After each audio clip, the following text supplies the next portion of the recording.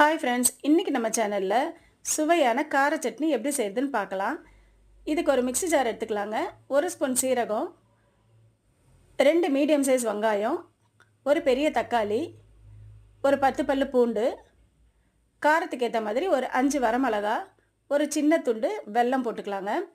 இதை நல்லா அரைச்சி எடுத்துக்கலாம். பாருங்கள், கலர் சூப்பராக இருக்குது. இப்போ ஒரு கடாயில் ஒரு 2 ஸ்பூன் நல்லெண்ணெய் விட்டுக்கோங்க.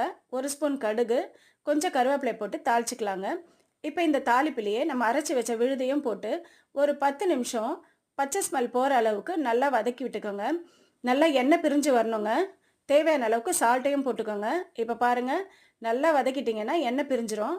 சூப்பராக ரெடி ஆகிடுச்சு பாருங்கள் சட்னி. இந்த சட்னி இட்லியை விட தோசைக்கு தாங்க சூப்பராக இருக்கும். அதனால் மொறுமொறுன்னு ஒரு தோசையும் சுட்டு இந்த சட்னி வச்சு சாப்பிட்டு பாருங்கள். செமையாக இருக்குங்க. நீங்களும் வீட்டில் ட்ரை பண்ணி பாருங்கள். அப்படியே நம்ம சேனலையும் சப்ஸ்கிரைப் பண்ணிவிடுங்க.